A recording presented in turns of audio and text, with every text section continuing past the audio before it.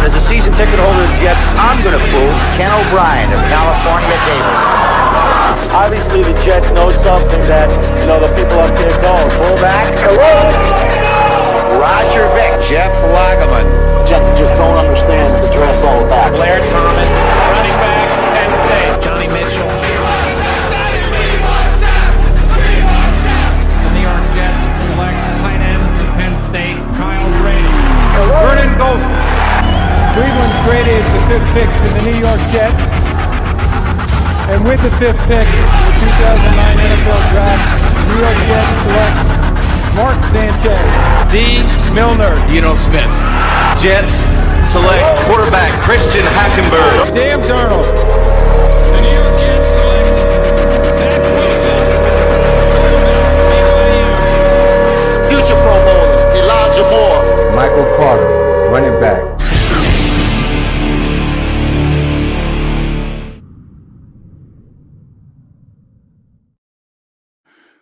Well, hello, Jets fans. It's your friend Dom C here on GreenBean Jets fan for the 10 o'clock mock. You see, I'm riding solo today. Sometimes life gets busy, life gets more important, and Bean had some stuff coming up that he couldn't make it tonight. So guess what? You get me.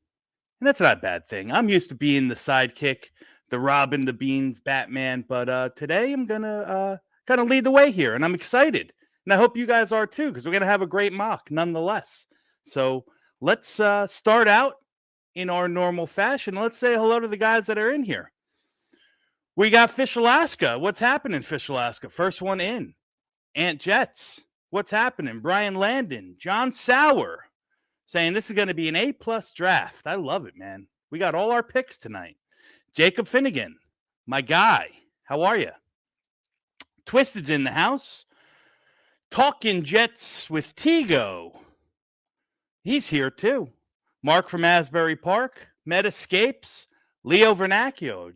Jetasonic. Greetings to you, my friend. How's everything going? All right. And we have a Green Bean. Look at that. How are you, Bean? Hope everything's well, man. George Bazala is in the house. Eric Craig. Sneakers to Boots. Big Green. John Hepburn. Kyle Ornsby. Man, the whole crew is in here tonight. I'm glad to see it, man. And I'm super excited. Like I said, it's that time of year, man. Draft is less than a month away. How crazy is that? I think a month exactly today, And everyone's pumped. Owners meetings going on. Joe Douglas is standing there looking like a shit kicker in that picture of all 32 GMs. Ain't no one taking down Joe Douglas. And, I don't know how you guys feel. I feel really, really confident about the direction that our offseason has gone. Today was the icing on the cake. Joe Douglas sounded super confident in his talking. Yeah, it might be a little bit of coach speak, so on and so forth, but he sounded super confident in the way he, described what's happening with Aaron Rodgers, what's happening with the rest of the free agents. Robert Saleh, I thought, was spot on too with what he had to say. So everything's leaning, tipping towards a positive. You can't argue with that. I love it. We're getting into the draft time, and I'm not going to do this alone tonight. I don't want to be on my first solo venture. So I'm going to go ahead and bring in a special friend. Some of you know him. Actually, I'm sure all of you know him. It's our friend Jets Chaos. Jeremy, how are you, man? Skiddly diddly do.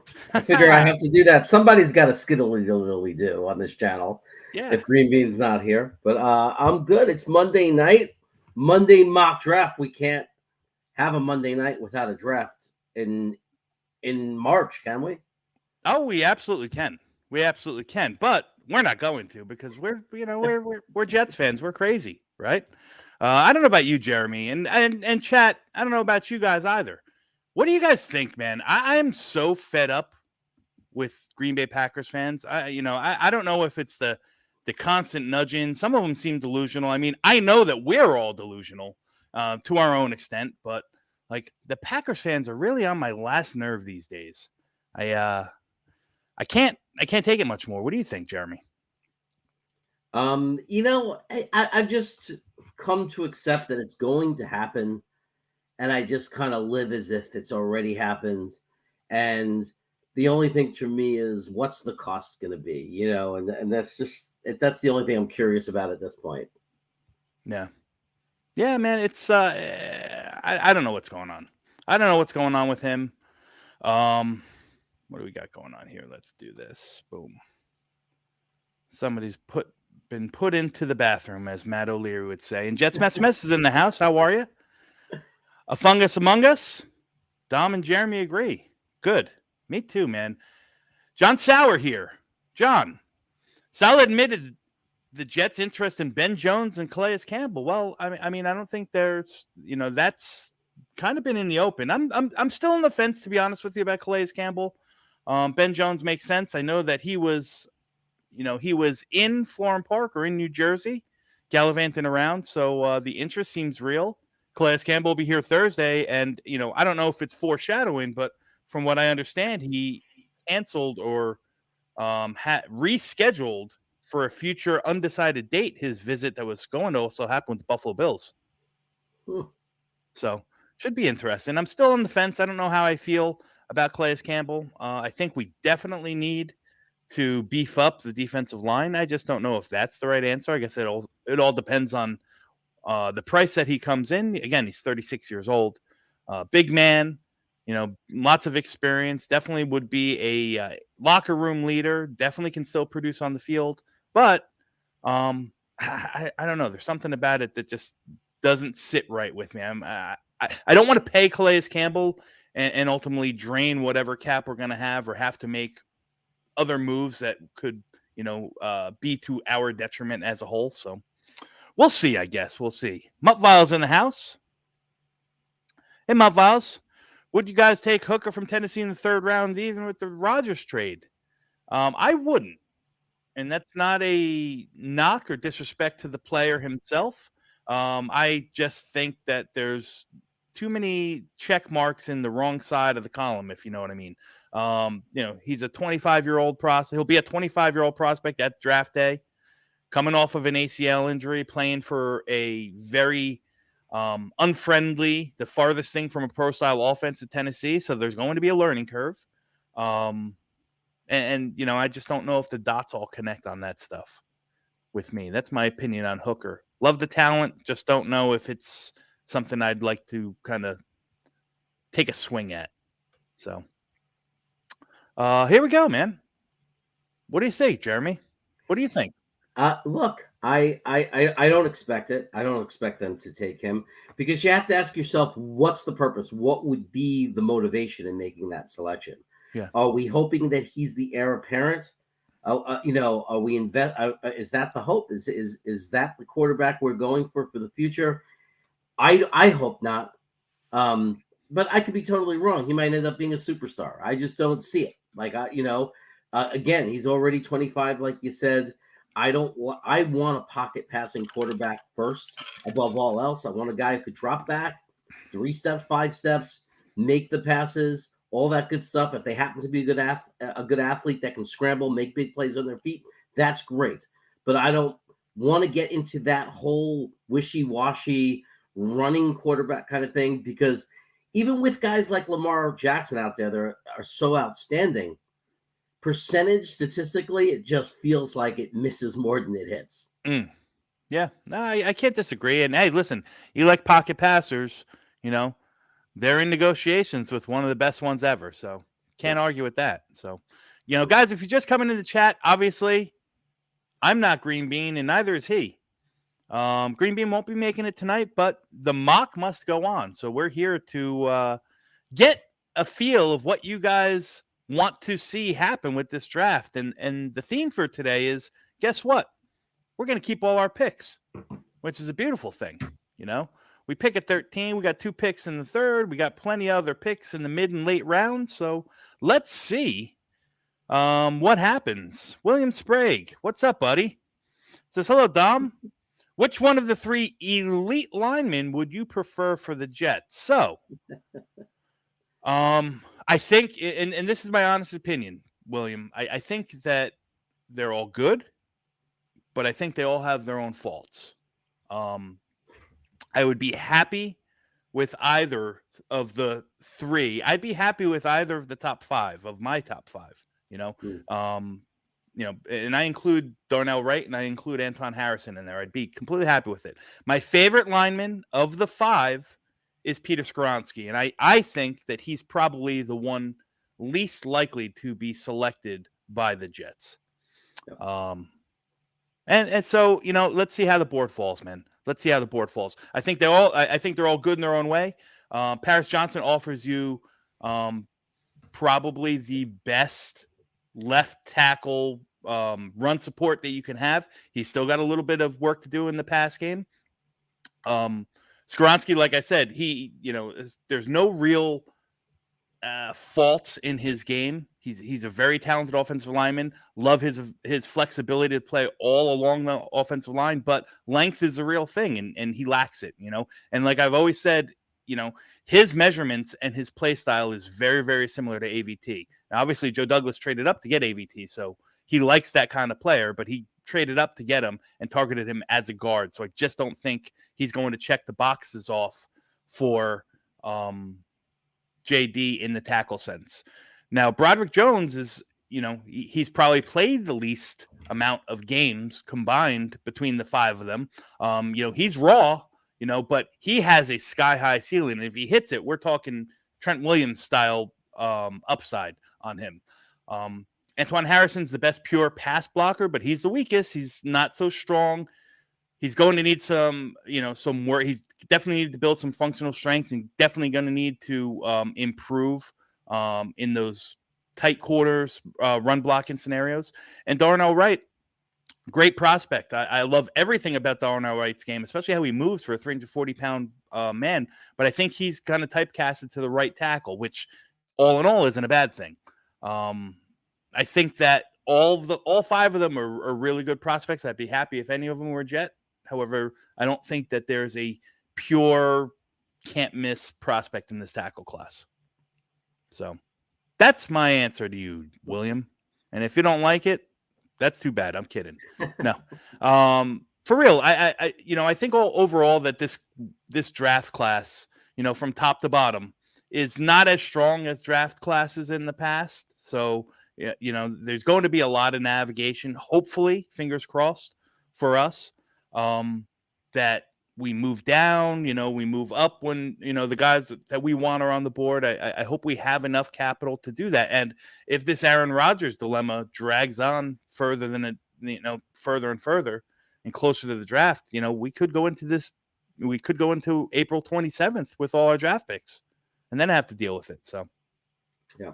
And it could be the weakest draft class in 15 years. It doesn't mean that we can't have a great draft. That's the beautiful thing. Yeah. Because even the weakest draft classes of the past 20, 30 years, obviously every draft has great players. So really it's just about us, and JD making the right decisions and making the best selections. Yeah, absolutely. Absolutely. So guys, if just coming in, GreenBean had something come up. He's not able to make it tonight, so you're stuck with the B team, but we're going to do everything we can to make sure that this draft is an A++. Actually, we can't make sure anything because it really all depends on you. So one little caveat that we don't have access to that is a 10 o'clock mock staple is the polls, guys. We're not going to be able to put the polls up, so we're going back to our roots. We're going back old school. When we're on the clock and our job's up there, we're going to need you guys to comment in the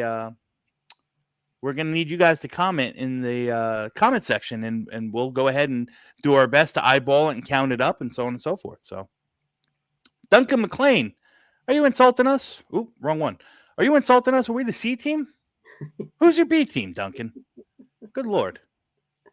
So, that's okay. It's all good, man. Yeah, so Jeremy, you want to draft?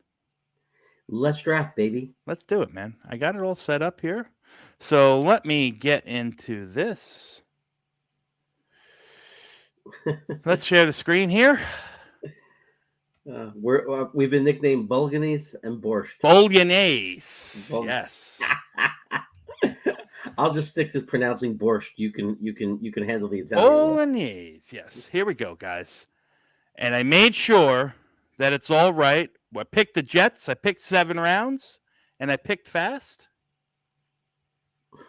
And let's do it. What do you think? Let's draft. And we're off, guys. We are off. Oh, here we go.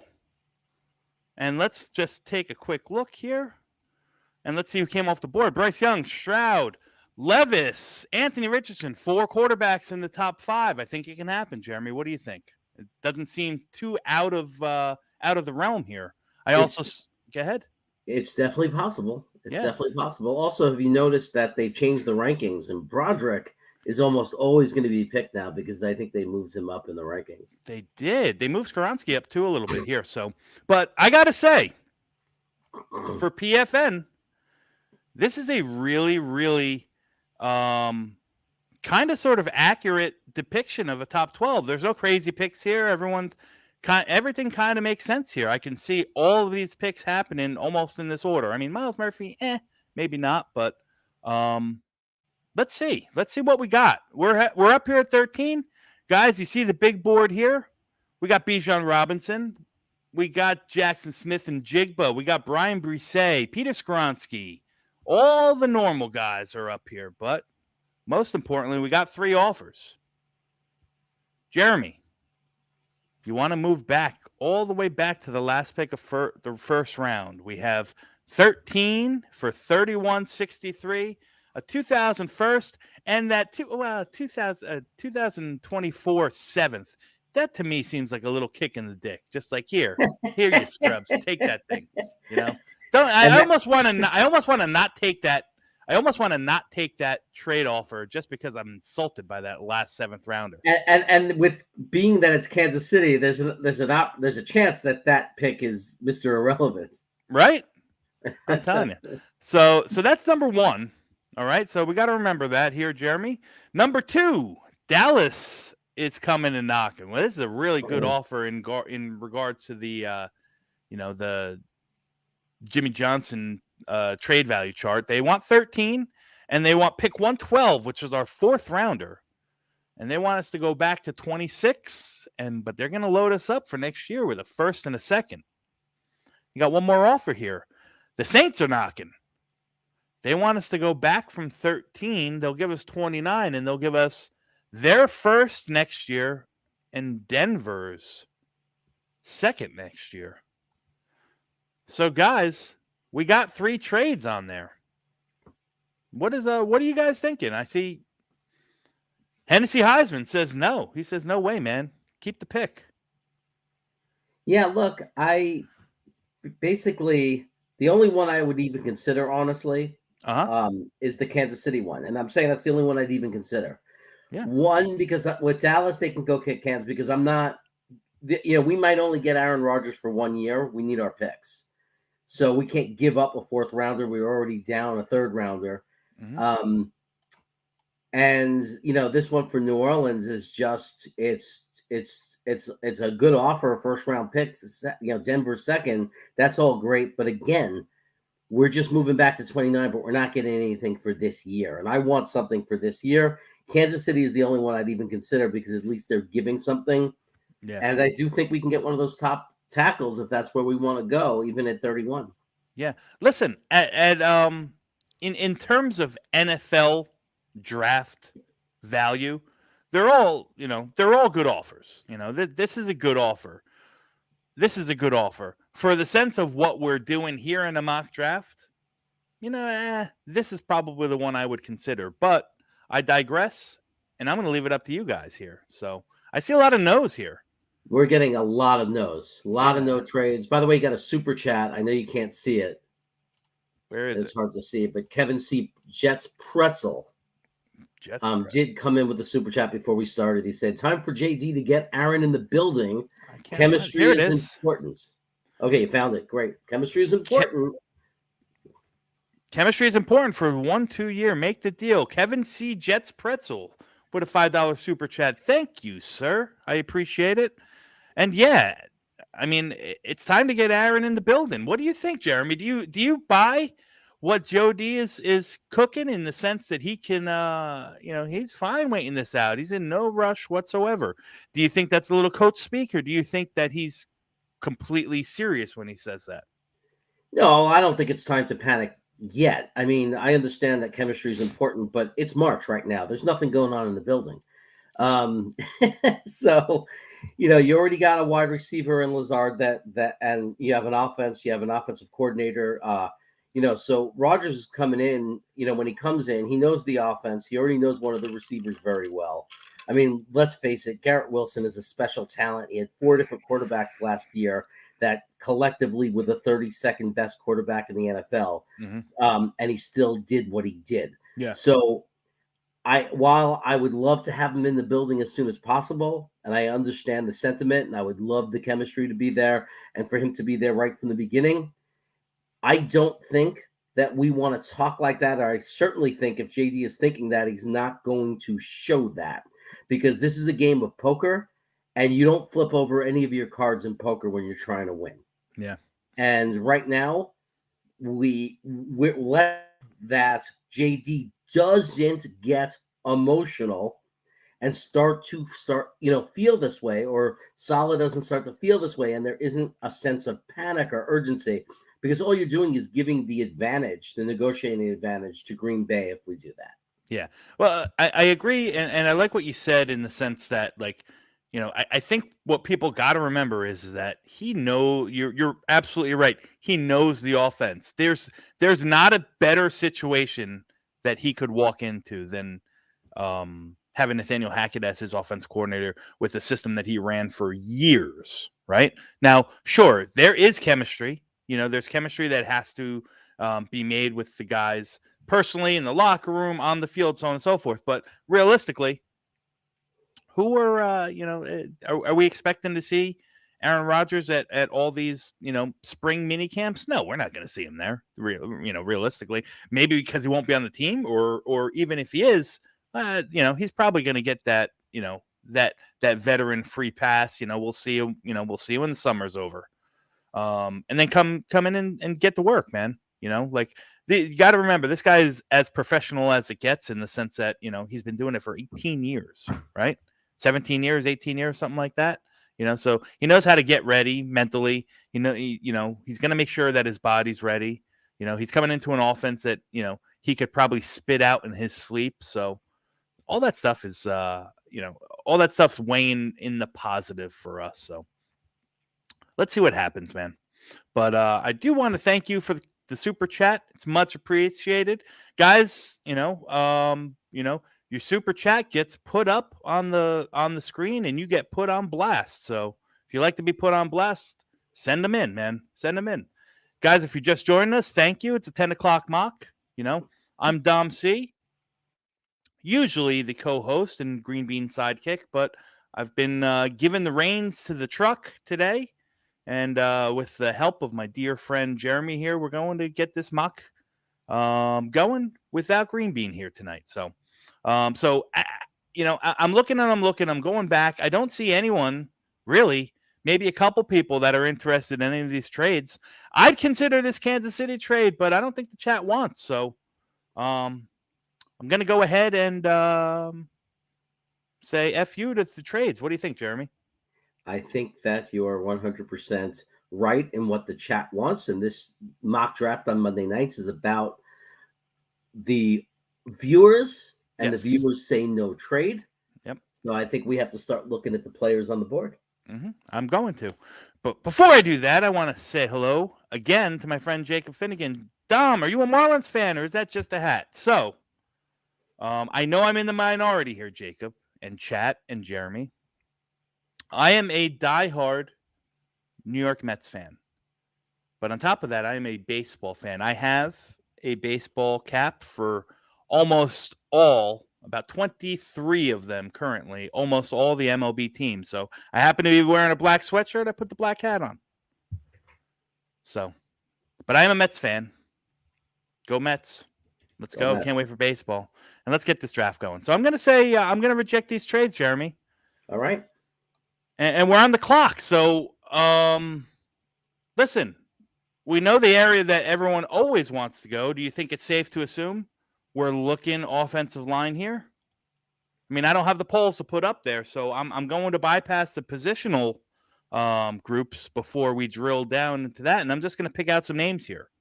Okay? Yeah, I gotta say. I mean, it's safe to say that the majority of fans that I've interacted with in these chats are all about taking an offensive tackle in this draft.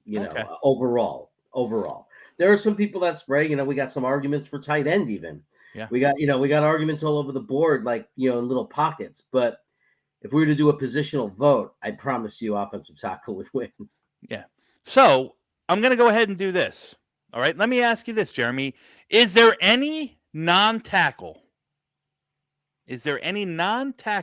That you would feel comfortable sticking and picking here at 13? Well, right now you have it set for just tackle, so let me see the big board with everybody. Sure. And here you go. Okay, we got to wait for it to pop up on my screen. Oh, you got to blow it up on your screen. So, here we go. All right, so if we scroll up, obviously we don't need. I mean, I would love Bijan Robinson, but that's just unfortunately a luxury we can't afford. We can't. It's not realistic. Yeah, Bijan Robinson he's the number 5 player in the class in the Dom C rankings, but that's just not an option. Right. Wide receivers, and no, there just isn't a wide receiver that justifies this pick. Not the right year for a wide receiver at 13. And I know some people like these guys, but I think that you've convinced me and Tigo's convinced me, and it's just not the right year. None of these guys are worthy of this. If we were going to go against what we need on the offensive line in some other areas, it would have to be for a much more special prospect than what's available right now at wide receiver. Yeah. So I think that obviously I think tackle is probably first and foremost. Obviously we know we need a center. And we know we have centers that we like, but 13 is probably a little too rich here. I think there's some draftable guys here at 13. I just don't know if all in all, like guys like Lucas Van Ness, Brian Brisset, Kalijah Cansey, all great players in themselves. I just don't know if their value or their, what they offer to the team for this year and for the future can somewhat can kind of bypass the need for that tackle. So I'm going to go ahead and make the executive decision here. I'm going to pick the 4 guys that we're going to talk about here. Beautiful. All right. We're going to put Skoronski on the board, Jeremy. I think you have to. Yeah. And I want to remind, let's remind everybody, even if he ended up being a guard, right? Let's say Becton came and looked great, and let's say Dwayne Brown is healthy and good, and those are our 2 tackles, right? And now you have the most beautiful problem in the world, right? You got Lakin, who we're paying a ton of money to, who's the veteran. You got AVT, but now you have this kid who could play any position on the offensive line. Yeah. Right. So if there's any injury, he could pop it anywhere, even if he's not. The long-term future for him wouldn't be pure tackle, and even if it would be that he'll eventually be a guard, the reality is for this year we get a very versatile offensive lineman that's ready to plug and play anywhere. Yeah, no, and you're right.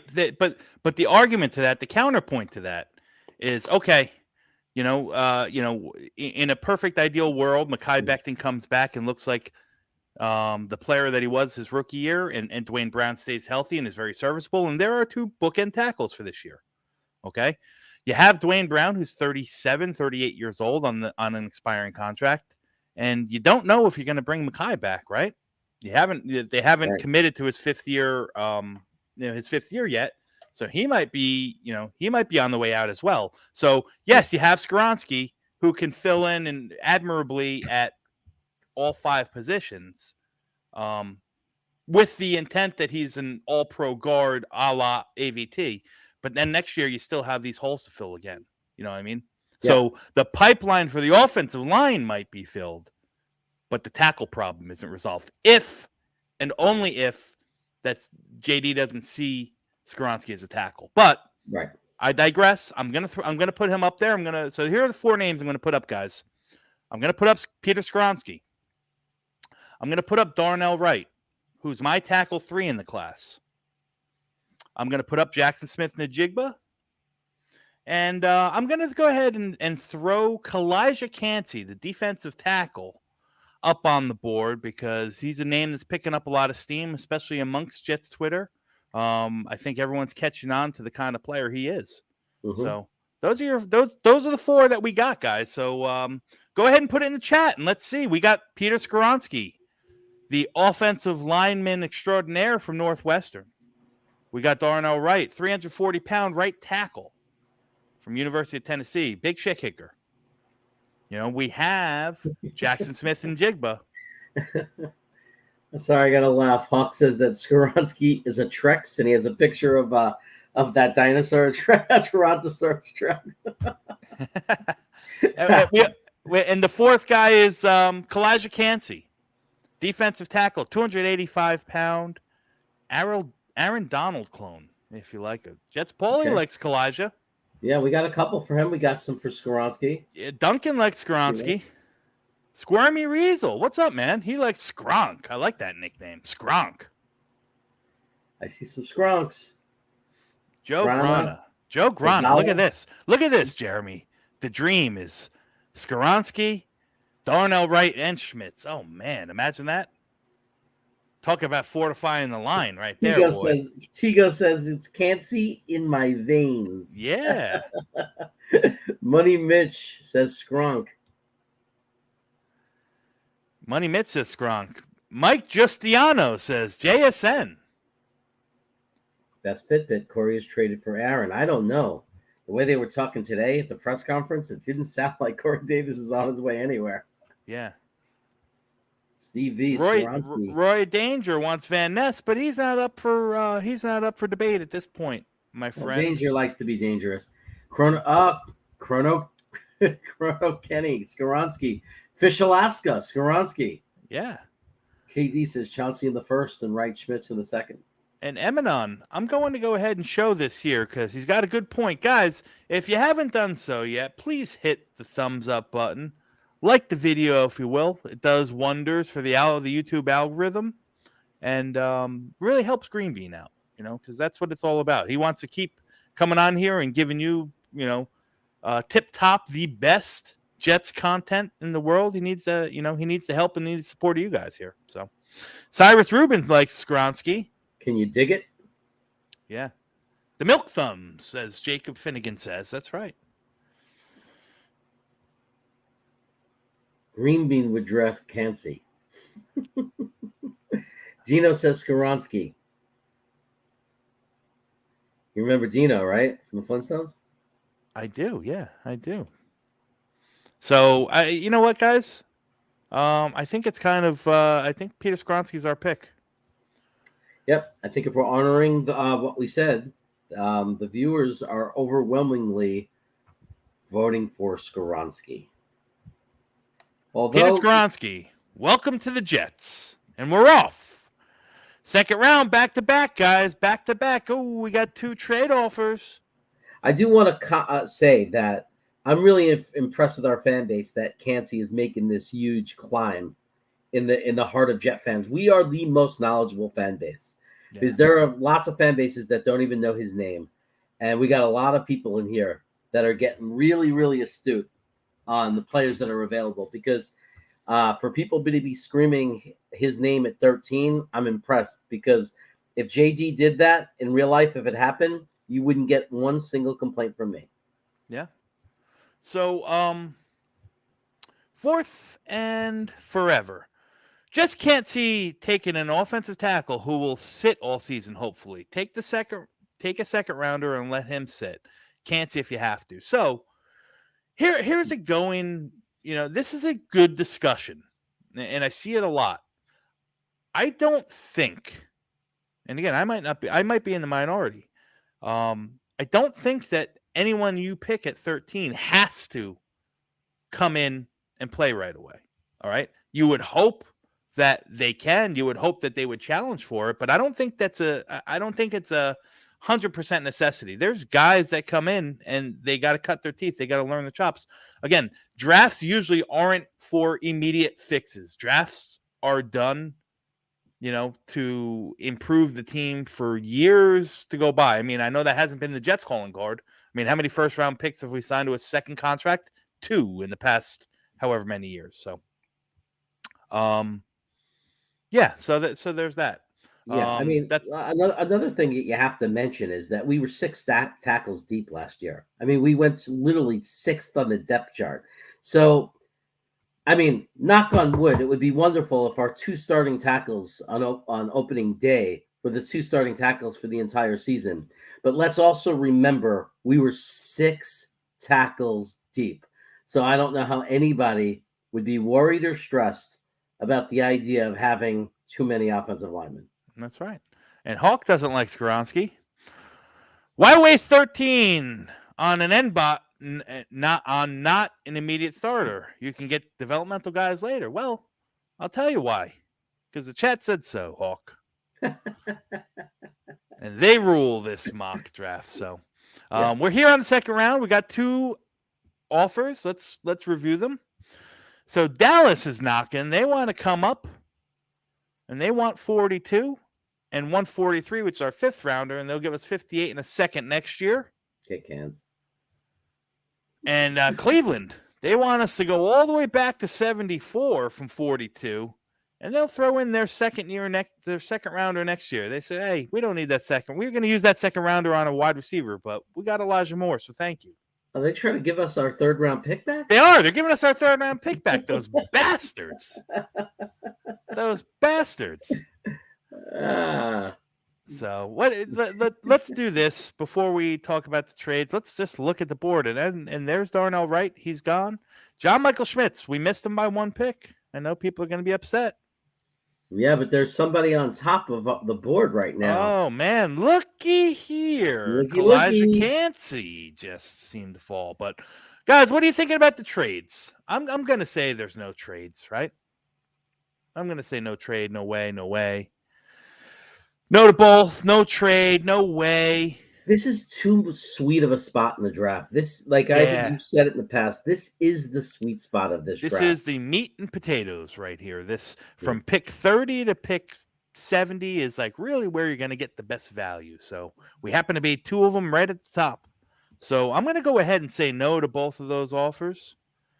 Dallas, you can kick cans. And Cleveland, the disrespect, saying here, we'll give you your 3rd round pick back. Give us our 2nd round pick back. You mother effers. So in essence, we would have traded Elijah Moore for a 2024 2nd rounder. That's what it would have been. Well, if Cleveland has a bad season, like next year, we'd be saying at this moment, well, we kind of got our money back. Yeah. So here's the big board, guys.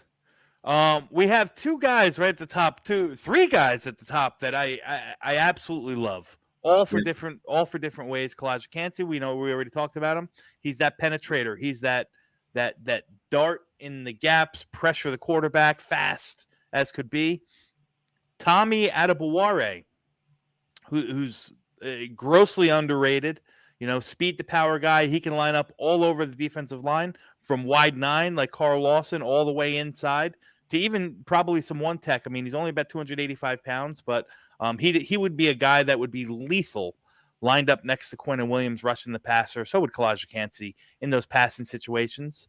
He can offer a very, very stout, solid run defense as well. Very similar in the sense to a guy like JFM. I'm not going to comp their skill sets, but very good. Bigger defensive ends that can handle the rush very, very well. Set a good edge, but can still affect the game in passing downs from the inside or the outside. And then Mozzie Smith. Mozzie Smith's a guy that's coming up to light now, and you guys can see a breakdown of Mozzie Smith on GreenBean's channel in the latest Project Prospect video that'll be coming out this week. But Mozzie Smith is the antithesis of these other two guys.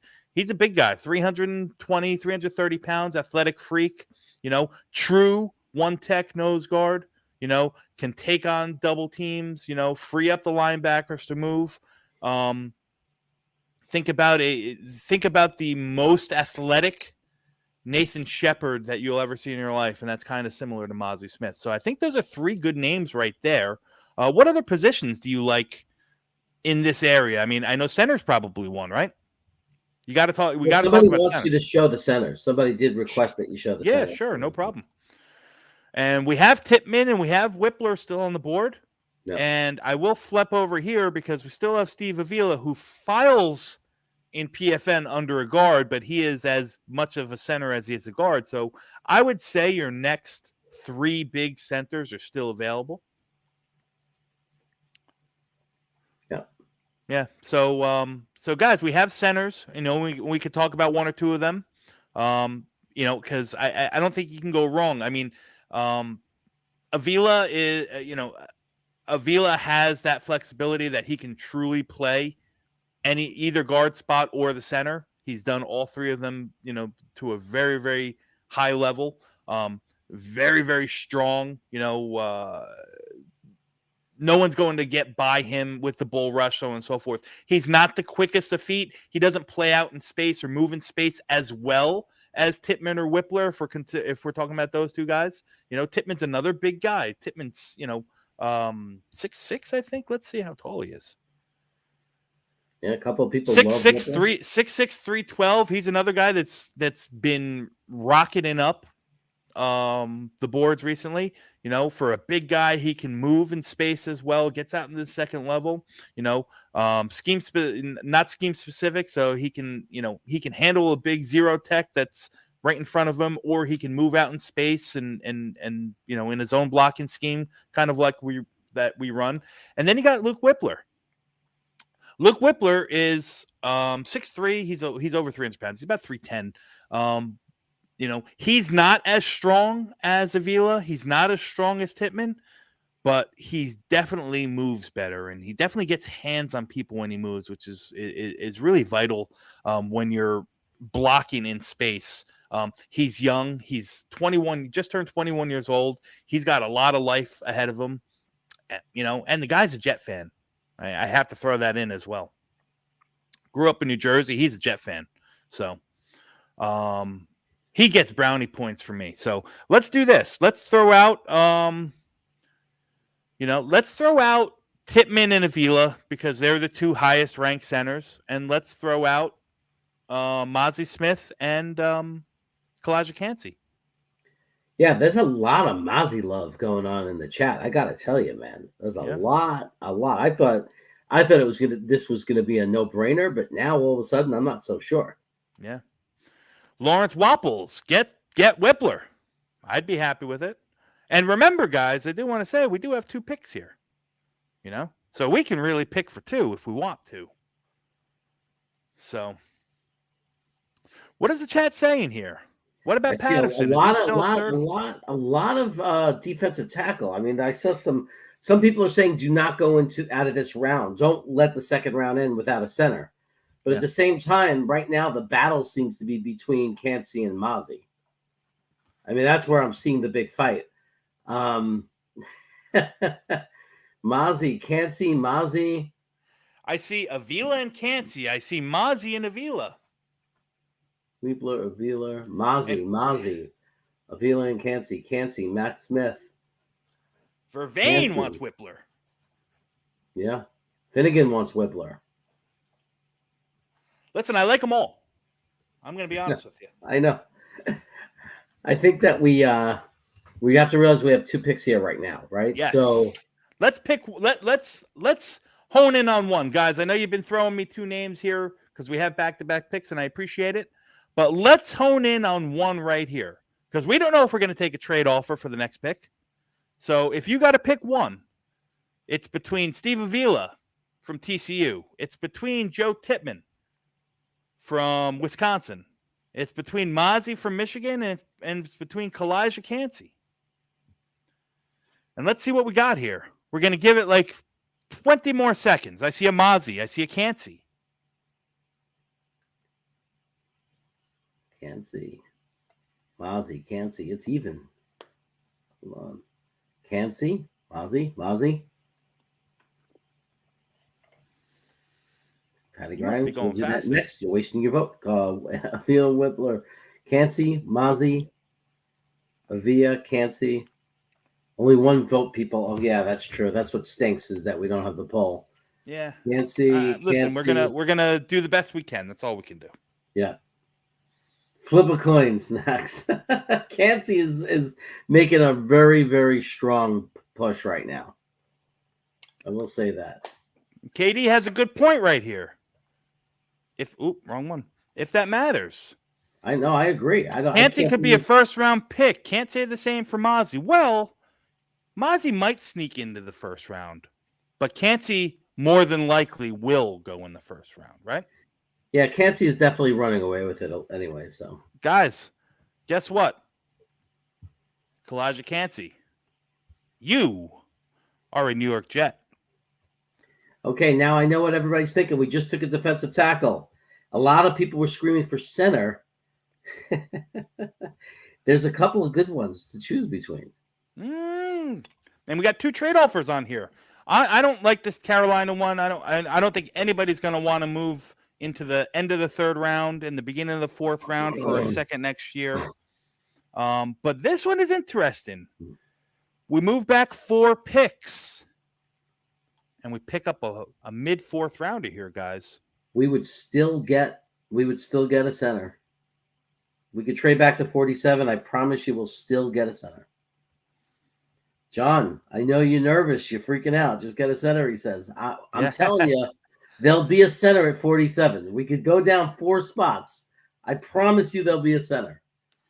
John, I promise you there will be a center come August. We will have a center on this team. I promise. Yeah, everyone's saying trade to this day or take the Washington deal. Take that trade. So great deal for us. Should I in lieu of GreenBean not being here, should I counter back to see if we can get a little something extra? You can try. And you know what? I think it's a great offer as is, but if you want, I want 233 also. Okay, they declined it. I think it's a great offer because we're still going to get our guy. Yeah, and we're going to trade back here, guys. And look at that. No centers went, but Will McDonald went off the board. And Carolina, you came back. I already rejected this trade once. Will McDonald came off the board. Now we got an extra 4th round pick. We do. And makes up for that 3rd rounder that we don't have. Yep. And skiddly diddly do, we could get our center. So I'm guessing that centers the way of the land here, guys. So I'm only going to put 3 of them on the board. I'm going to put Whippler, I'm going to put Tippmann, and I'm going to put Avila. Okay? So tell me now, who's your center of the future? We got one for Whippler. Is it Whippler? Is it Tippmann? Or is it Avila? A fungus among us. 3 for Whippler. Wow, Whippler's in the lead. Fungus among us. Tom and Jeremy know better than me. Don't say that, buddy. Hawk says Avila. John says Avila. KD Avila. But Michael Gentile says Whippler. Zay is that a Whippler? Cyrus says Whippler. Can we see the bios? You want to see the bios? Hawk is voting again. Avila. Patty Grimes says Whippler. You keep a track on the chat. I'm going to pull this up. Anyone but Avila. I'm going to pull up the little blurbs on these guys. Here's Whippler's, guys. Athleticism is clearly Whippler's most proficient physical trait. He's not elite in the terms of strength or power, but he's at least core strength to wall off defenders and give up surface area before snapping and allow space for the running backs. He flashes core grip strength to maintain blocks. Blah, blah, blah, blah, blah, blah, blah. Let's see Avila's. Avila doesn't have the athleticism to go with his size, but he's not a liability in the department either. TCU center has enough burst to get upfield and snap with solid efficiency, and it can accelerate to fuel leg drive once anchored. And that's the truth, guys. When they talk about anchor, they talk about a guy who's strong in his core down through his hips to the ground. When Steve Avila plants his hips and pushes off of the ground, he cannot be moved. I don't care who's bull rushing at him. I don't care if there's two guys. That's the one thing that Avila offers that a lot of these prospects in the interior do not have, is that an elite anchor against power. He's as strong as they come. Hawk says he's got great football IQ. He absolutely does, man. He's an intelligent dude. Me and GreenBean had a chance to speak with him personally, one-on-one, at Mobile down at the Senior Bowl, and he was spot on, man. He was really good. And not food for thought, but interesting enough, I asked him in our interview, who was the best football player that you played against this year? You know what his answer was? The hardest guy? Mozzie Smith. Wow. Yeah. Mozzie Smith was the hardest battle that he had. So where are we at, Jeremy? I have 17 Whippler, 14 Avila. Wow, it's really close, guys. Really close. Jets Paulie wants Juice Scruggs. Jets Paulie is smoking the good ganja tonight. Now, I'm recognizing the same names coming in, so I'm trying to be like, Jim Dandy, tell me who you want. You want Whippler or Avila to be our center? That's Sports 101. Here's another Whippler. Now, Lawrence Wapples here with a comment. Yeah, but both Duncan and Sports had voted, but so they're neutralizing each other anyways. Okay. So Lawrence Whipple says, Avila's strength at guard, we need a center. Not necessarily. He played as much center at TCU as he did guard. Guard he played last year. He was a center. He was a center coming in. And he played center early on at TCU. We asked him specifically why the move to guard. And he said, well, I've showed enough center tape. I want to show the NFL that I'm versatile. So, well, I got to say right now, it's now 19 to 16. I mean, guys, we're going to give it 10 more seconds. If you haven't voted, please get your votes in. We're in a barn burner here. Is it going to be Whippler? Is it going to be Avila? And Jim Dandy, I will give a breakdown after we make this pick. New York Jets fan, has he voted yet? Because that's a Whippler. Yeah, I'm not seeing any fresh votes coming in. It's mostly people who voted already.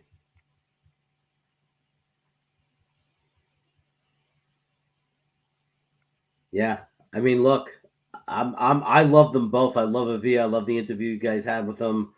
But the truth is, Whippler's up by a couple. So, all right, guys. Whippler, the homegrown kid from Oradell, New Jersey. Welcome aboard. You, my friend, are a New York Jet, and we're off. And whether you love guys, regardless of who you wanted, we got our center. And I promise you he's a good one. Yeah. So here we are, guys. We're at 112. The pick that we got, was that the pick that we got from Washington? And here's who we've taken so far. We have Peter Skoronsky, offensive tackle, offensive lineman extraordinaire for Northwestern in the first round. And our 2 second-round picks, Kalijah Cansey, defensive tackle, Luke Whippler, offensive center. I love this. This would be great if this was real life. Oh man, I'm telling you, I'd be doing backflips. So we're here at 112, and Jeremy, what do you think? Not you, Jeremy. Let me answer this, Jeremy, first. Where is GreenBean? Jeremy, GreenBean had something come up. Like I said, sometime life happens, and we have to handle and take care of other responsibilities. So. You get the B team, my friend. GreenBean's all right. I'm sure he'll pop in, or he's been popping in here and there on the chat. So he's doing fine. This is where we start to turn our head. This is the part of the draft where I start usually looking at linebacker, safety type of things. After hearing them today, you got to listen to the press conferences, read between the lines. I got to tell you, unless I'm being suckered, it doesn't sound like we're cutting ties with Whitehead. It felt to me today that Robert Saleh said he's excited to see Whitehead in his second year in the system.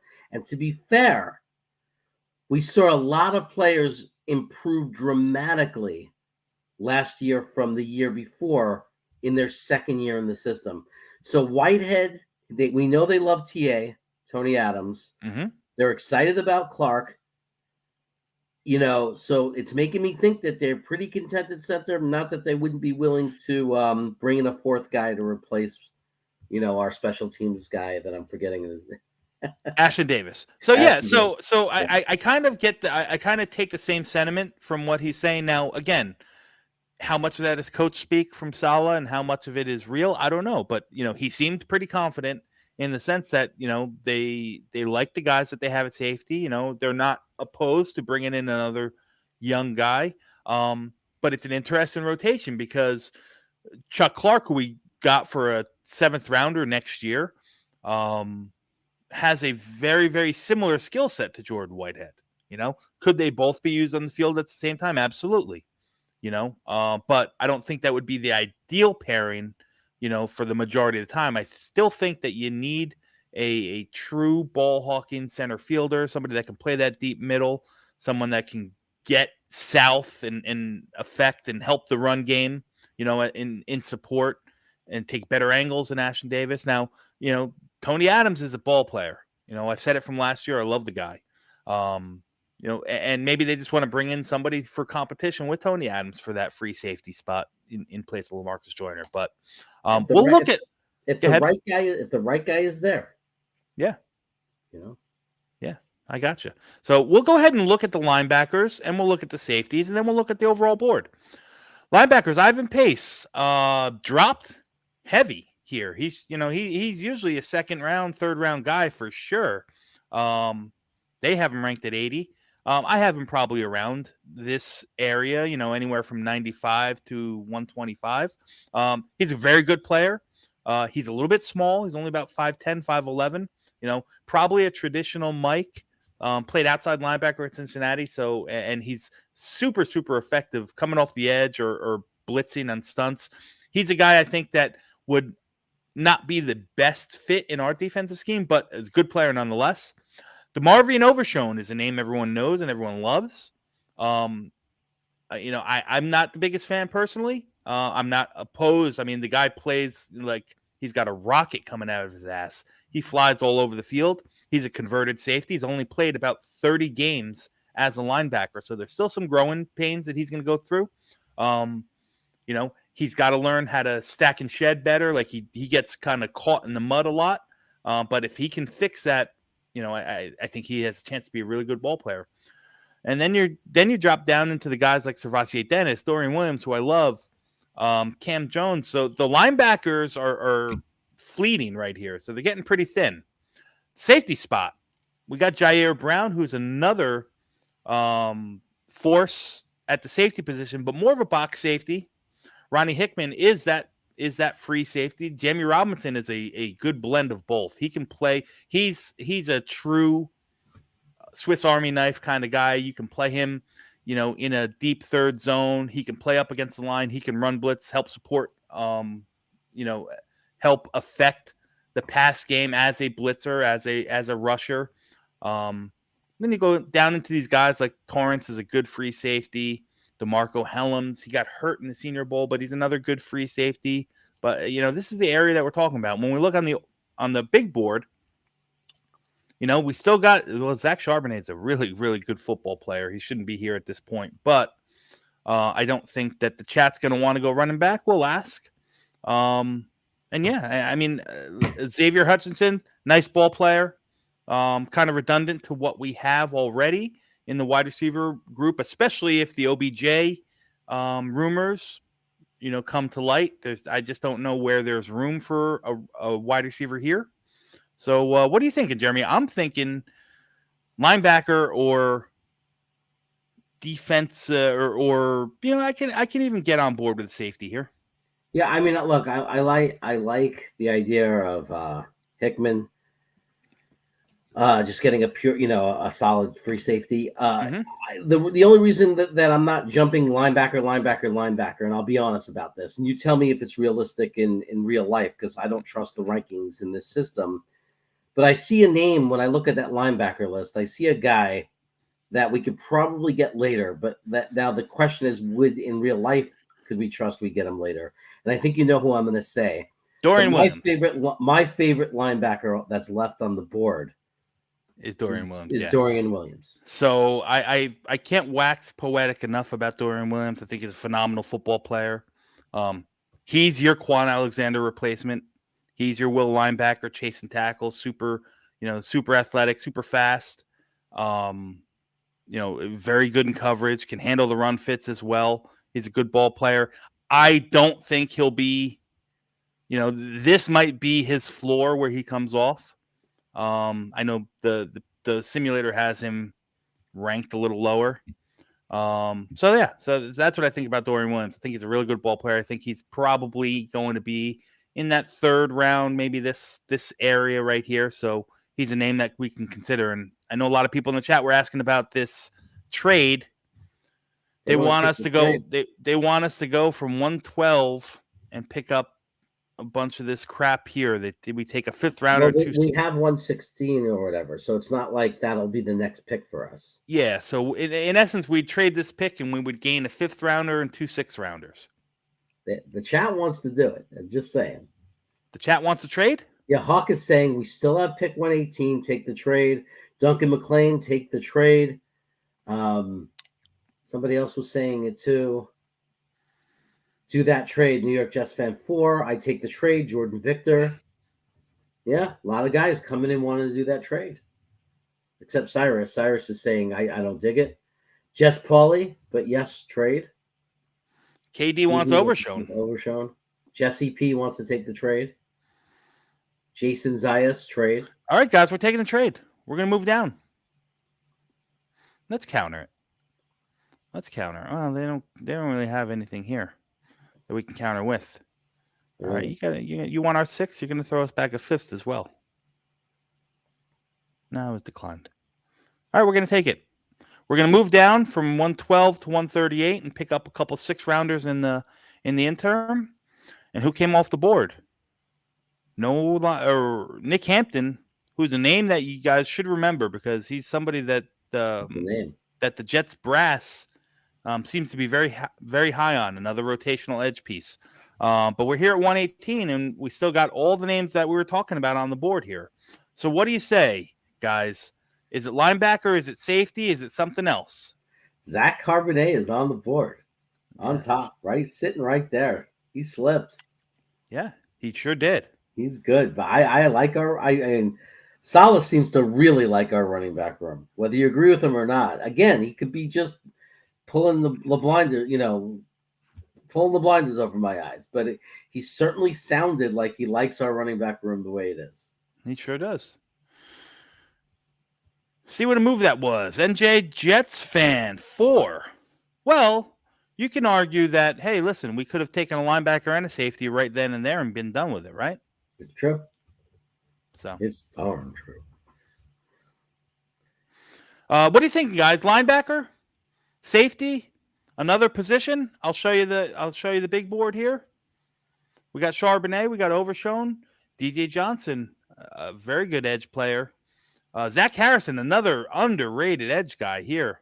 We got Emil Ekiyor, who's another interior lineman. John Gaines, another center. Bryce Ford Wheaton, another guy that's rising. He's 6'4", 220 pounds, runs a sub 4.5. Yeah, he RAS score almost perfect. Wow. Yeah, what are you guys thinking? I think I took him in a draft when I saw that RAS score. I said, I'm taking this guy. Yeah. All right, guys. So I'm going to put 4 names on the board here. All right. We're going to say. Oh, Ronnie Hickman. We're going to say a linebacker. We're going to say Overshown or Williams. Okay. And then we're going to say safety. We're going to say Hickman or Jamie Robinson. Those are your 4. Put it up in the chat. What do you want?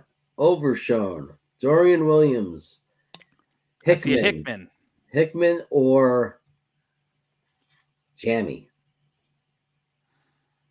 John Sauer wants the linebacker. Everybody knows why I want Jamie, right? No.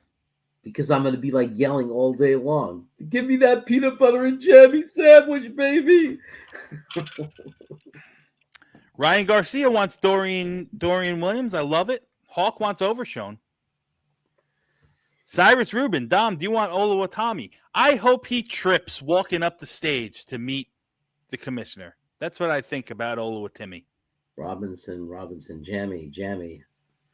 Hawk says Jamie will be their next pick. Yeah, we know that, Hawk.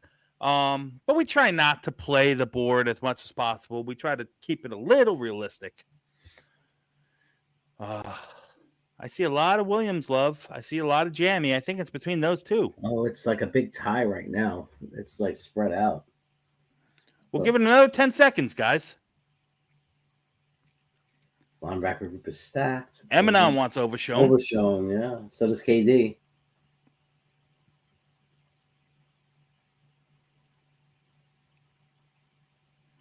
Packers fan.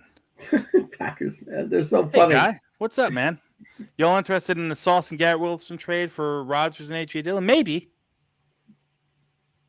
Maybe we will. Yeah, maybe we'll do that. Maybe we'll give you Sauce. Yeah. That makes sense. Yeah, that makes sense. I like that. Yeah. KD says Overshown's a monster. Curly likes Overshown too. A lot of love for Twisted. Overshown. Fish Alaska. Overshown is on a roll. Fourth and forever. He's saying it'll only be specials. Braden from New Zealand says, "Hey Dom, leading the way." Going back to the start. We love you, Braden. Yeah, Braden, mate. Greg Lloyd.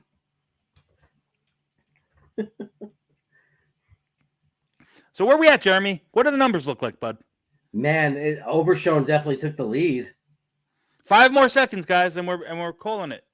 Jets Paulie says overreach. Does that mean Overshown? I don't know. Or does that mean we're overdrafting him? Some people say that Overshown is very overly shown. I think Overshown is in the lead right now. Unless something happens, he just went on a complete dominant roll. Except Jets Paulie's saying Williams, but that's the second time he said it. Okay. All right. We're going to cut it here, guys. We're going to say it's Overshown. All right. Should have waited for Dorian. Demarion Overshown. Here we go. Look, it's not impossible JD makes that pick. Yeah, and this one I'm gonna reject these trades. We're to the point now we're not gonna trade anymore. So, and we're in the 5th round. And look, we just missed Jamie, man. We just missed him, son of a bitch. Wow. Oh. Yeah. Son of a gun. Buffalo. So now we're at the point, guys, where we can disregard positional value and really search for BPA, search for those guys that are going to make a difference. Or if you guys are still intent, we can, talk about some positions. You got some edge players here on the board that are really good. Trey Dean is another strong safety. Dontavian Wicks, very good wide receiver. Parker Washington, one of my favorite wide receivers in the class. Very, very similar skill set to a guy we almost traded for last year. Who else we got here? We got Tajay Spears, Senior Bowl darling. Isaiah McGuire, guy I like. Moro Jomo, another defensive tackle. Luke Schoonmaker, good tight end. We got options. Guys. How's Trey Dean at safety? Trey Dean's a good player. He's more of a box guy. I prefer Rashad Torrance if we're talking about the Florida safety crew. Okay. I think he fits us better. So, it's on you guys. What you want to talk about a position? Do you want to look at the safeties? We still got Jair Brown. We still got Trey Dean. We still got Rashad Torrance. Jay Ward, who is a converted cornerback. He's got great man skills. Jalen Green, probably going to go higher than this. But again, the pickings are getting slim here at the position. We got the edge guys. Still some good edge guys here. And Zach Harrison, KJ Henry. Ali Gay he's a strong son of a gun. Yaya Diaby, he was probably one of the fastest. He's probably going to be a pass rush specialist in the league. But he's got that real good get off and that dip, just like Bryce Huff does. I like the kid a lot. Incoom as well. So those are the edge guys. Let's look on the offensive side. Tight ends, we probably don't need. Running backs, let's look at the running backs. We got Tajay Spears. Rashawn Johnson, another one of my favorites. Very underrated. What's the chat thinking, guys? All right, Packers fan. We've had just about enough of you, bud. You guys have no leverage. So yeah, we don't talk. We don't use that word. See you, buddy. So stupid. Braden, I'll give it to you, pal. Here's who we got so far, Braden. We got Skoronski. We got Kalijah Cansey, Luke Whippler, and Damarian Overshone. We've touched all the touch points. 2 offensive linemen, a defensive tackle, and a linebacker. We got 5 picks left, guys.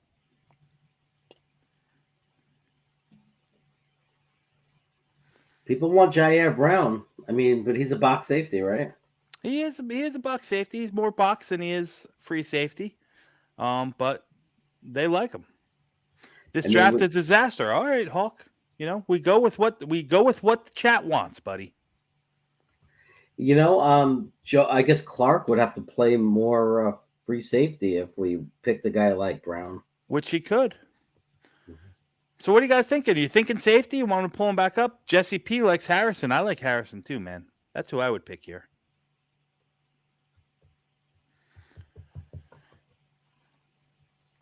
We got safeties, guys. I'm going to go ahead and pick 4 guys. Hawk said this chat is a disaster. I'm going to go ahead and put 4 guys on the board here, guys. Okay? I'm going to put 2 safeties here. I'm going to put Jair Brown because that seems to be a popular name here in the chat. Jair Brown? I'm also going to put Rashad Torrance. Rashad Torrance, free safety. Yes. I'm going to go ahead and put Zach Harrison. He's first on the big board here. Good edge rusher.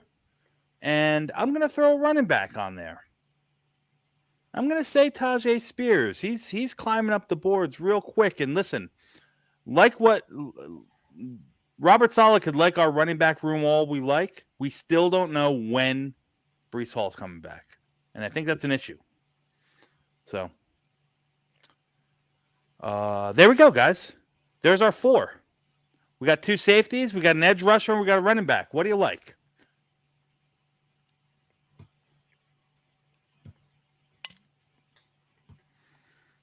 I don't see anything, guys. What say you? We're on you guys. I'm waiting. I don't see anything. Fish Alaska likes a safety. Truman wants to take Michael Mayer. He's still on the board? Okay. I wish he was still on the board, right? Yeah. I think we'd grab him if he was. Brown, Harrison. Braden is saying free safety, which means he probably means the guy you like, Torrance. Rashad Torrance? Yeah. Hawk is your giraffe. You influenced every pick. Oh, okay. Michael Gentile. I like it. He likes the edge rusher. Torrance. Squirmy Riesel wants a safety. Jets Paulie wants Brown.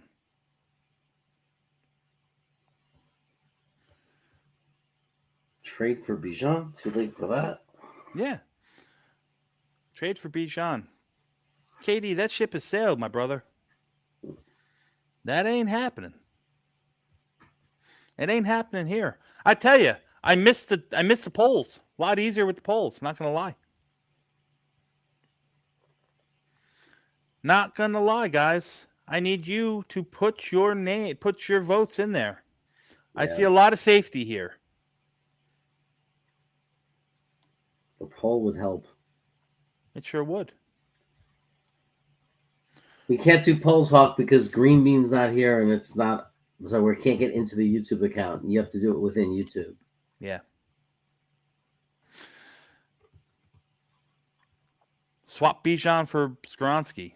Maybe next draft. Come back next Monday, KD. We'll make that happen. You get about 100 other Jets fans in the chat that want to do this for you, and we'll get Bijan Robinson on the squad. God, can you imagine a squad with Bijan Robinson and Breece Hall? Oof. I think we have the one consensus that I know we have is everybody wants a safety. So maybe we can now narrow it down to the 2 safeties. Yeah. Papa T says, I think grabbing an edge rusher is a bit of a waste. Adding to a strength rather than needs such as D tackle. I'd go safety. Okay. So counterpoint to that is, again, we have one guy on an expiring contract, right? We have Bryce Huff,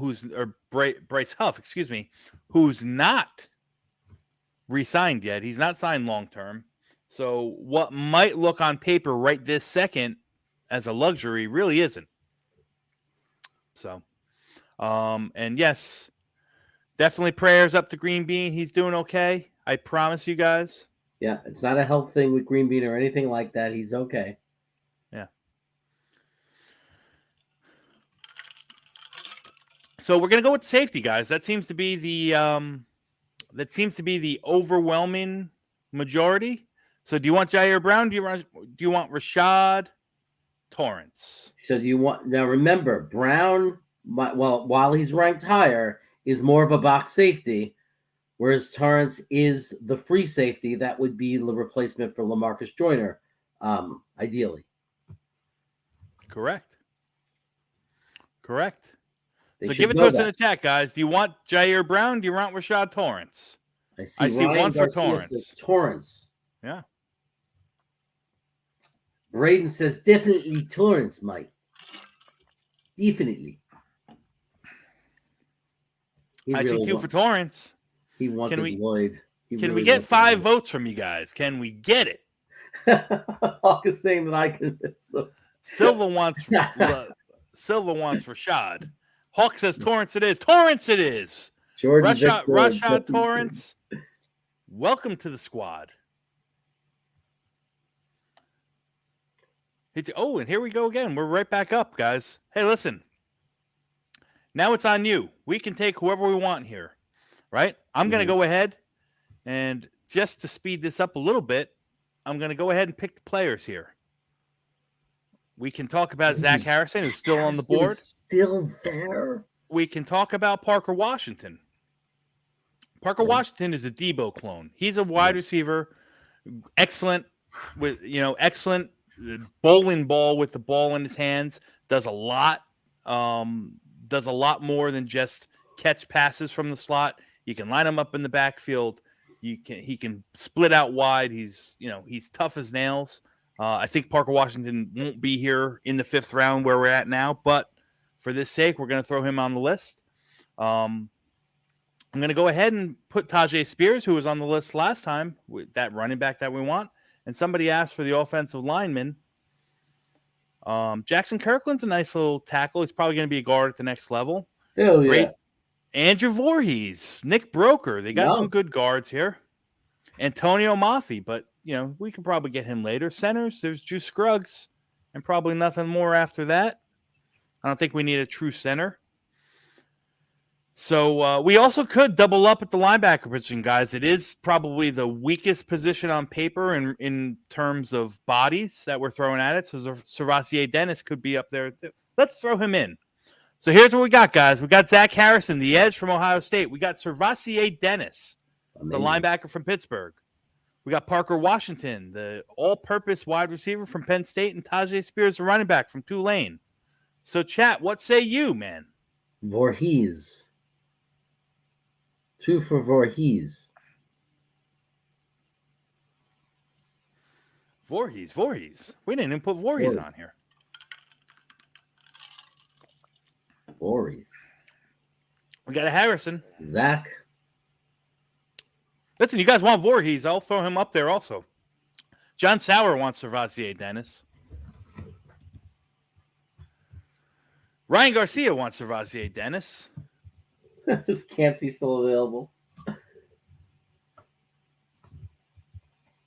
Didn't we get Cansey? We did.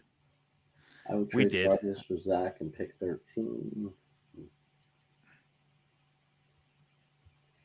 You ain't getting pick 13, Cassandra. Sorry to tell you.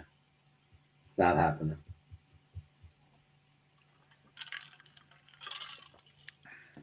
I don't blame Green Bay fans for not knowing that. They don't know JD. Packer fans don't know anything about Joe Douglas. Well, listen, in fairness, if the roles were reversed, I'd want 13 too. Right? No, I'm just saying the reason they think they can get it and it could happen is because they don't know Joe Douglas. They just don't understand who our GM is. Yeah. Hawk wants Zach Wilson. Good thing, Hawk. We already got him. So I don't see anybody here voting here. Jin Pak wants Mel Brooks. Everybody's going to keep asking about that. Pass the Cervasier. I love that. That's good, Jets Paulie. That one deserves to be shown here. Pass the Cervasier. Pass the Cervasier. I like it. Why is a Jet fan wearing a Miami Marlins cap? Likes baseball. Who says I can't like the Marlins? They're not my favorite team. I don't. But I'm allowed to wear a hat. I think that Voorhees has to be the winner, man. Everything else is so spread out. He's the only one that's getting multiple votes. All right. We'll move forward. Andrew Voorhees and his torn ACL. He's the future. Listen, realistically, guys, in the 5th round, it's a steal. It's a steal. Or the 6th round, wherever we're at. And here we're at, guys. Because in a couple of in 2 years from now, or whatever, next year, we're going to be thrilled. Yeah. That we made that pick. Look who's still on the board down here, guys. Good old number 162, Dorian Williams. I didn't know he was still on the board. Wow. Look at him just sitting So there. we're gonna put him and Cervasier Dennis in here. We're gonna go ahead and put Tank Dell and Rashawn Johnson. Tank Dell, if you want a small, scrappy wide receiver who gets caught pretty much all of that quarterback's touchdown passes, it's always Tank Dell. And here's the big board. Somebody asked. We have Cervasier Dennis, Eric Gray, running back from Oklahoma, Moro Jomo, defensive tackle from Texas, KJ Henry, the edge from Clemson, Nathaniel Tank Dell, all-purpose wide receiver from the University of Houston, Rashawn Johnson, running back from Texas, Will Mallory, tight end from Miami, Dorian Williams, linebacker from Tulane. Guys, I don't think we should think too hard about this one. It's got to be Williams. I think Dorian Williams the obvious pick. Dorian Williams it is. We're moving on. I don't want to waste on this one because we're going to miss him. Welcome to the team, Dorian. We're not taking any trades at this point. God, no one wants Cervasier Dennis, but can we take a third linebacker? Can we fit a third linebacker on this team? Guys, we have 2 more picks. All right? We can take the best available. Listen, we haven't touched the wide receiver position. We haven't touched the running back position. We could also double up at the defensive tackle. Moro Jomo is a great player. Oh my God, what a draft so far. Yeah.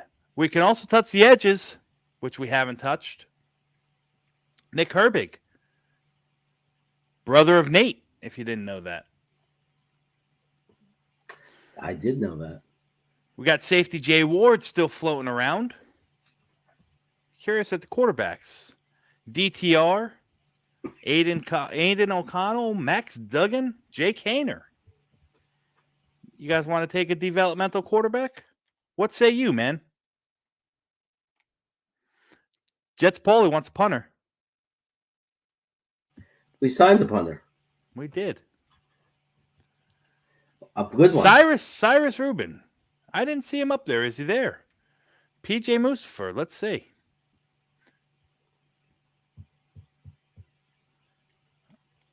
I don't see. Oh, there he is. Way down here. We got time for Mustafer if we want him.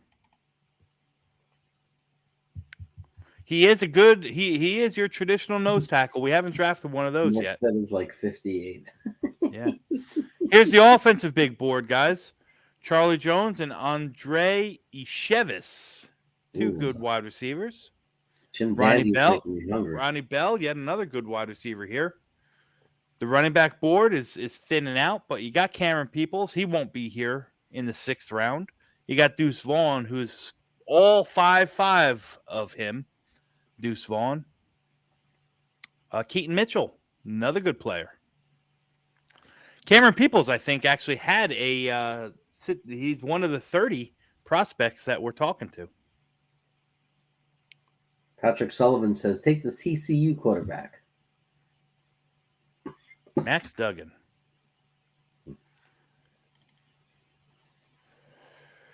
Jets Paulie likes the Jomo.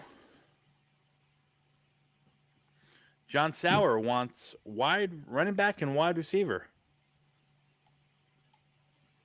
It is time we take a wide receiver, probably. Throw some young guy in the room. Yeah, we can. Puka Nacua, great wide receiver. He's still there? Wow. He's still there. Puka's still there. Puka. Trey Tucker, one of my favorites. Jalen Wayne, another guy that I don't think not enough people are talking about. A great player, just from a small school in South Alabama. Hmm. So what do you think, Jeremy? Where do you want to look? Well, I mean, there are people saying quarterback, believe it or not. I think there's a lot of sentiment for a wide receiver. And I've seen some people say running back. I mean, we're just all over the place right now at this point. So I'm going to go ahead and pick one from each of the groups. All right. Yeah, I think we're at top of the board, kind of. Let's just start taking the best players we can that have the best chance of being. Yeah. If we're gonna look at the quarterback board, I think we have to stop right here and put Jay Kaner up there. He's the best of what's available. If we're looking at the wide receivers, you can make an argument for a bunch of these different guys, and I'll defer to you on this one. I'd probably either lean Ronnie Bell or Puka Nacua myself, but I could be talked into any of them. So I'll leave you the option for the chat to pick. Who do you want in the wide receiver group, Jeremy? I like Puka. Puka it is. On the defensive side of the board, we got Moro Jomo. We could use another defensive tackle. We still got Servassier Dennis, but a third linebacker is probably not likely. You got Jay Ward, who's a really, really good football player. I'm going to go ahead and throw him up there as well. So why don't we do that, Jeremy? What do you think? Why don't we keep it at 3? We'll keep it at the quarterback, we'll keep it at Puka, and we'll keep it at Jay Ward. Okay. Yeah? Sure. Cassandra, you're in timeout. Throw her in the closet. She's bothering me. Throw her in the closet. Here we go, guys. Let me know who you want. You want wide receiver from BYU, Puka Nacua. Do you want Jay Kaner, the Senior Bowl MVP from Fresno State? Or do you want another safety to throw in the room? Some depth in Jay Ward from LSU. Wow. You guys let me know. I see some Ward. Ryan Garcia wants Ward. Tommy DeVito. Puka. Gonzalez. Yeah, he's from BYU. He is from BYU. I know that's a tainted college for us Jets fans. Very tainted. Jordan Victor says Puka. Screw the taint. Another Puka. Hawk wants Ward. Ward. It looks like it's between Puka and Ward. Give me a couple more votes. You want Puka Nacua or do you want Jay Ward? Soft call, coin flip. Cyrus says Ward. I think it's 3-3 right now. Zachy would be happy. Fish Alaska says Puka. Can I get one more? Jordan Victor, out of those 3, Puka. Puka it is. Welcome to the squad, my friend.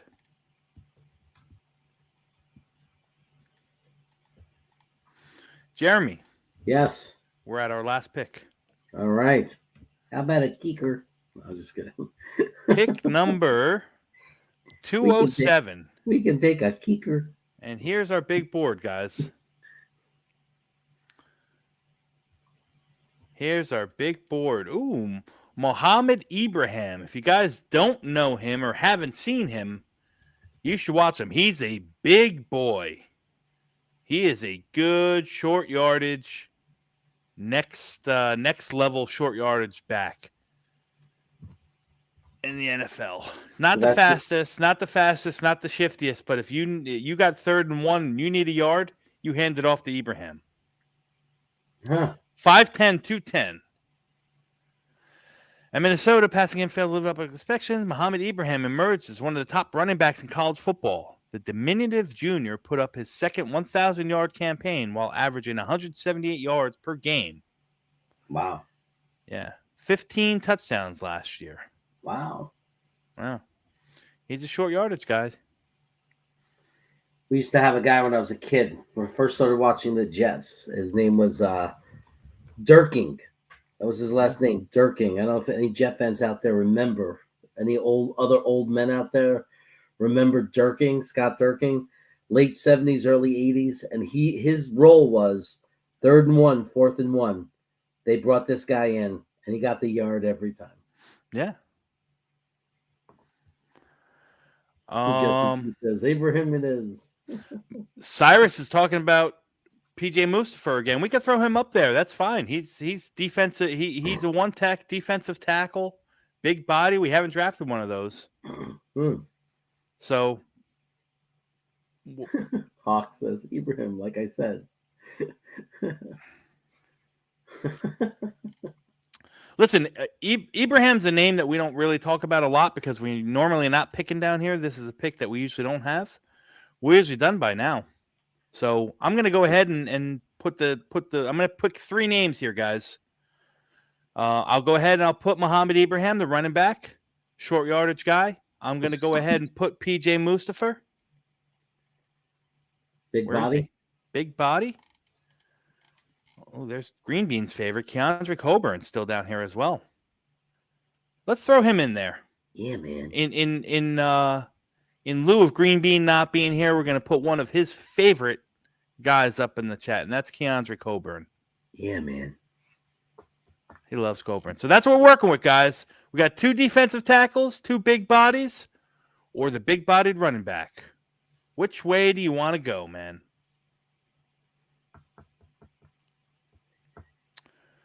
I see PJ Moose. Yeah, we got 2 for Moose so far, and I count 2 for Ibrahim. Okay, so that's where we start. My Gentile says Moose. First 1 to 5 wins it, guys. K Yeti, big body DT. I love it. But which one do you like? 2 for PJ just came in. 2 more for no, I counted Cyrus already. So Jordan Victor's a new one for Moose. Braden likes Coburn. Yeah, man. And Jets Poli likes Coburn. Jason Zayas, that's 4 for PJ Mustapher. Wow. Yeah, man. People like Mustapher, man. 4th and forever, he is absolutely is a short yardage back. In the next level, he's not the shiftiest. He's not the shiftiest of guys, but doesn't matter because Mustapher is the first of 5. PJ Mustapher. Congratulations, my friend. If I can find you here on the board. Can bring him in a tight end too, man. Where is he? There he is. PJ Mustapher is the final pick. We got our big body. And guys, here we go. Here's our draft. A lot of draft picks. 1, 2, 3, 4, 5, 6, 7, 8, 9 draft picks. Jeez, we took so many. We took so many trades. We started out with Peter Skoronski, offensive lineman extraordinaire from Northwestern. Followed that up with Kalijah Cansey. Who dropped out of the first round. A force on the defensive line. Luke Whippler is our center of the future. New Jersey-born Luke Whippler, nonetheless. Jet fan Luke Whippler, nonetheless. If those were our top 3 picks, no matter what happened the rest of the way, we win. That's right. I agree. DeMarvion Overshone, linebacker from Texas. Rashad Torrance, the free safety from the University of Florida. We then took Andrew Voorhees, torn ACL and all, but he's a pick. He's a pipeline pick. He's the future at the guard spot. Great depth pick right there. Dorian Williams somehow slipped to us, guys, here in the 5th round. He's your will linebacker. He's your Quan Alexander replacement. And we followed it up here at the end of the 6th round with 2 flyers and Puka Nacua, the wide receiver, and PJ Mustapher, the big-body defensive tackle. Puka is out of BYU, and let me tell you something. Watch the tape on that kid. Yeah, it's good. So, guys, here we are. there's a board. What do you think? Throw some letter grades up in the chat. And Jeremy, I'll kick it to you, man. What do you think? I agree with you what you said, I got to say. To be honest, if we start this draft with Skoronski, Kalaj, Cancy, and Whippler, whatever happens afterwards is it doesn't matter. Yeah, I mean, if those are your top 3 picks, if that really happened in real life, anybody, I mean, I don't want to insult anybody, I'm saying, but you're really not doing your homework if you don't understand. If we ended up with those top 3 picks, if these 3 guys became New York Jets, I mean, it would be epic. It would be incredible. It's very unlikely that these 3 will all be available at the spots we pick. I mean, Peter might, but getting Cancy at 42, I don't know. And then if we ended up getting Whippler at 47 after trading back, that would be incredible. But we win the draft with those 3 right there. I mean, and there's some other guys in here, don't get me wrong, that I'd be very excited about. Especially Dorian Williams all the way down there, and especially a future guard who's just injured, who's going to come back healthy eventually, next year. So we get the depth over there. But those top 3 picks are that's just incredible. I would be floating in the clouds if those 3 guys became Jets. Yeah. So going down the board here, Cyrus Rubin with an A-. Fourth and forever, a D. He didn't like Skoronski. Hawk with a C-. In Hawk, with the Hawk curve, that's probably about a B+, A-. Who else we got here? Michael Gentile. He drops in a solid B. Nice. Jesse P says a B-. Youthphoria MG with a B. Jordan Victor with an A-. I don't love all the players, but we filled a lot of depth spots. I agree. Ryan Garcia with a B+. Squirmy, A-. I like it. I think that's where I'm leaning towards. Jets Paulie really want a Bijan, man. I told you next week. Next week's the Bijan draft. Braden from Down Under. He would have liked a better linebacker. Me too, man. Dorian Williams is the better of the 2, and that's my unnecessary take. You know who my favorite linebacker in the draft is? Dorian. Dom. You don't have to wait for me. Owen Popo. Owen Popo. That's my guy. Yes, he's good. That's my guy. John Sauer gives it. I knew it would have been an A+ because of 2 late round linebackers and 3 possible. Yeah, I agree. Fish Alaska. This one's an A. I love it. K Yeti. I love the amount of picks, but safety slid too far. C+. Hennessy Heisman with a good solid B. Yeah, from Hennessy. A long snapper. Jim Dandy, got to go B+. But an A for this many picks. And Jim Dandy is eating a dandy of a burrito right now. Yeah. So Jeremy, what's your grade? Like I said, I mean, I'd be ecstatic with those top 3. There's some things that I would have done differently. I probably would have went. I mean, there was nowhere to trade down to, but I agree. I mean, I love Peter Skoronski. I love him to death as a player. Mm-hmm. But I kind of agree with you that I would rather see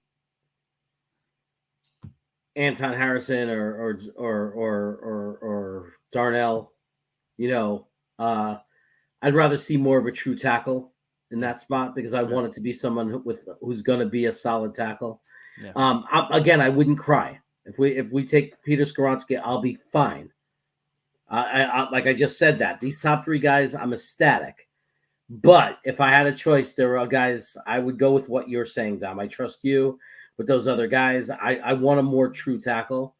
Kalaj Cancy, we could take him at 13 and I wouldn't blink. Yeah. So there's obviously I'm in love with that pick. Weipler is I love Schmitz, but Weipler's right there behind him. I mean, I'm fine with Weipler. I mean, to me, we resolve center.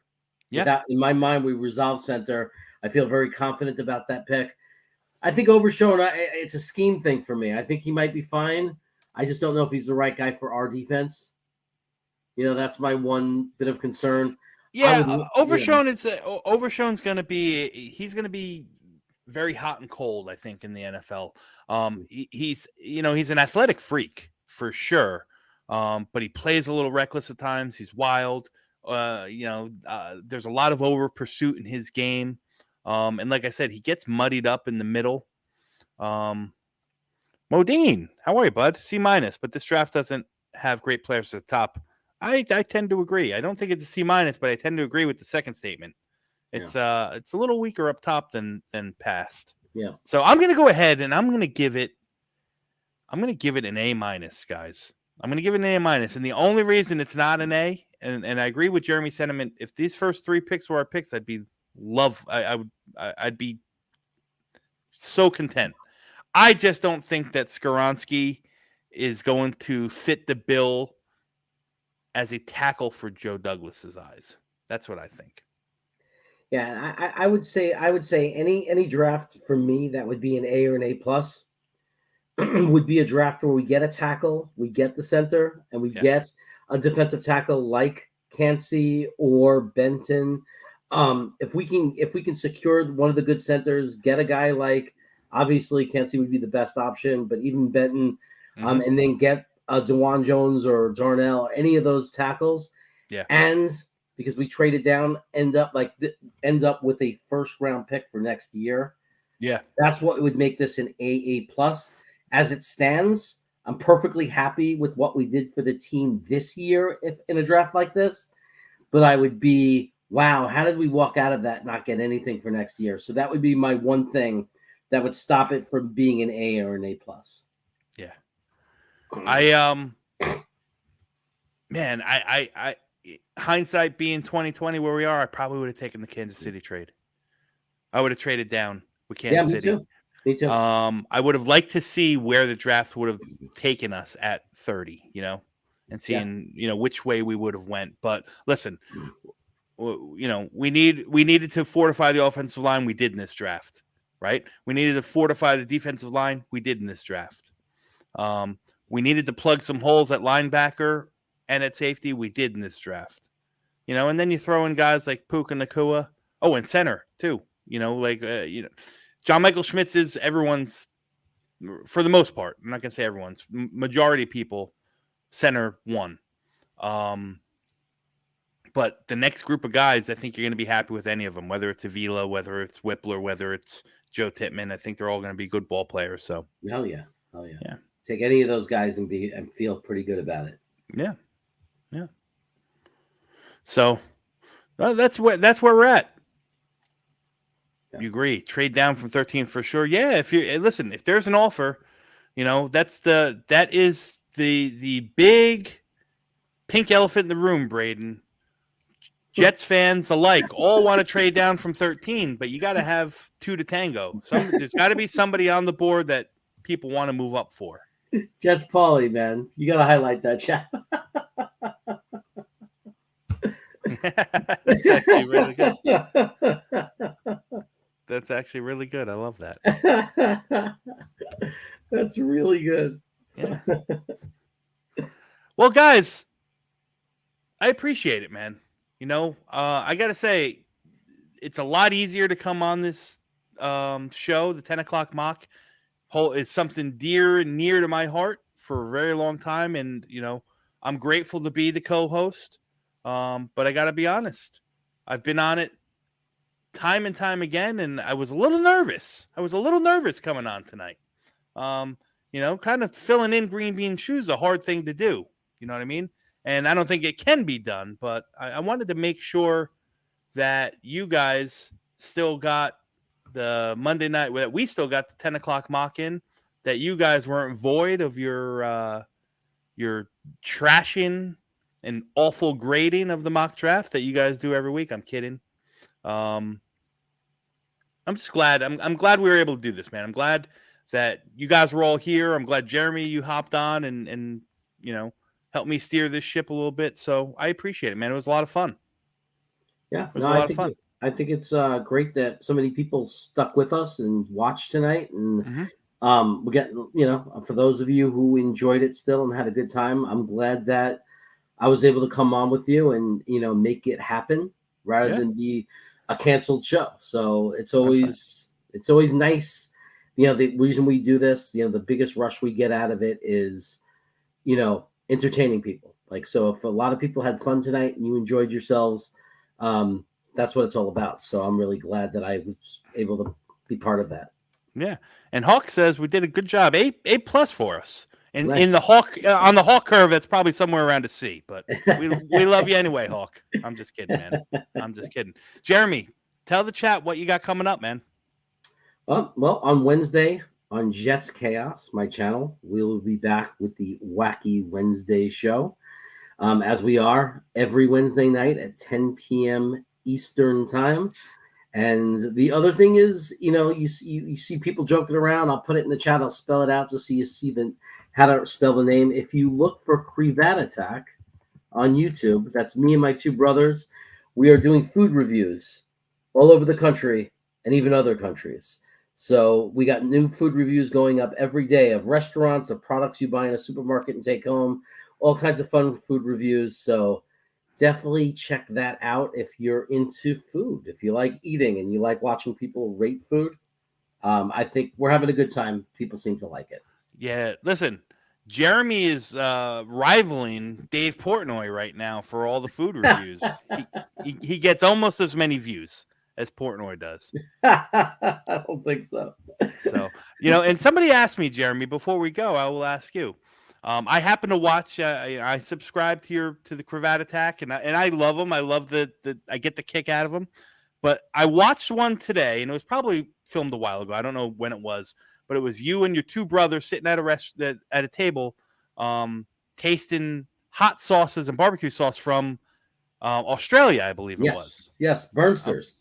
Burnsters. Okay, so every time you took a taste of something, you guys said something. I couldn't make out what you were saying. Oh, yes. We have a tradition in my house, in our house. But when Crevat Attack was originally a hot sauce channel, and we would torture ourselves and review hot sauces only. So, we still do hot sauce reviews. And as people know on my channel, I will eat crazy hot sauce on occasion to entertain people. Whenever we taste a hot sauce together, we hold up the spoon and we say, L'chaim. And just like that's what we're saying, and that's means in Hebrew and Yiddish to life. So a lot of people, Jewish people, and on the holidays, whenever we drink liquor and you do a shot with somebody, or you toast on wine or whatever you drink, you say l'chaim. It's just to life. Okay. So we just do that as a tribute to our culture and heritage and all that stuff. Gotcha. Well, l'chaim. L'chaim, am I saying that right? To life. L'chaim, to life. Mm. Well, listen, Jeremy, you're a good friend, man. I'm glad you're here tonight. I'm glad you're here with me. I'm glad that we have our show on Sundays. If you guys don't know, you can come to Jets Chaos channel Sunday nights at 9 p.m. You can see our two pretty mugs here. We're breaking down we're breaking down this draft position by position. We are actually not going to be on Sunday. Well, Jeremy might be on, but I won't be there because I will be in the Bahamas. I'm leaving Sunday morning for a week away with my family. My kids are excited. Going to get on the cruise. I'm going to get on a cruise ship and head down to the Bahamas and spend some time not thinking about the draft. And I guarantee you guys, I promise you, while I'm gone, something big is going to happen because that always does. So I'm sure Aaron Rodgers will be a Jet by the time I get back into the States on Easter Sunday. And if you haven't subscribed to GreenBean channel, please do. He's one of the best content creators out there for us Jets fans. He's the OG. Show the support, hit the like button, subscribe to his channel, subscribe to Jets Chaos, subscribe to Crevat Attack. And yeah, listen, I have a podcast. If you guys don't follow it, you can see it right on. There's a tab right on GreenBean's channel. It's called the Project Prospect Podcast. where I go over and I'm just going over some of these prospects a little bit more in depth with various different people. I've been kind of settling down in the, talking to a bunch of scouts and a bunch of guys who do this for a living. So it's just a more higher level, different view than what we get here in the chat, from me or from Jeremy and so on and so forth. So, everything's good, man. Everything's looking positive. In regards to the Project Prospect podcast growing a little bit. Jeremy's channel is doing wonderful, man. And it's all because of you guys in the chat. And I mean that wholeheartedly. Like when this stuff, when all these guys who spend time and effort and a lot of blood, sweat, and tears putting forth the best content, it's all for you guys. Like, because that's what the Jets community is about. So if you're not liking anybody here, make sure you go and hit the like button, hit the subscribe button. It helps a lot. And, GreenBean, if you're watching, if you're listening, we missed you, but we'll see you next week. So until then, I guess that's it, guys. And in typical fashion, let me find it. Peace out, everybody. I can't find it. Hang on. Peace out. I don't know where it is. We're looking for it. This is not mine, guys. This is not mine. I'll just do a little test. You go to Here brand. we go. I'm just going to clip something here. I don't know if it's the outro, but we got this, and we're going to end with this. Guys, have a great night. There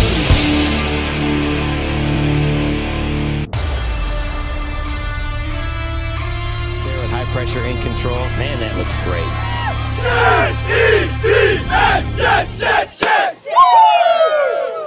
my God, it's so beautiful. 78 degrees, Jets football, and we're winning. That's what's going on today. That's why everybody's so psyched. This isn't no happenstance. This is a guarantee, just like Joe Namath said. See that? There are few things in life you cannot put a price on. Loyalty, tradition, fierce passion. Today is a gigantic family reunion because finally, they're back.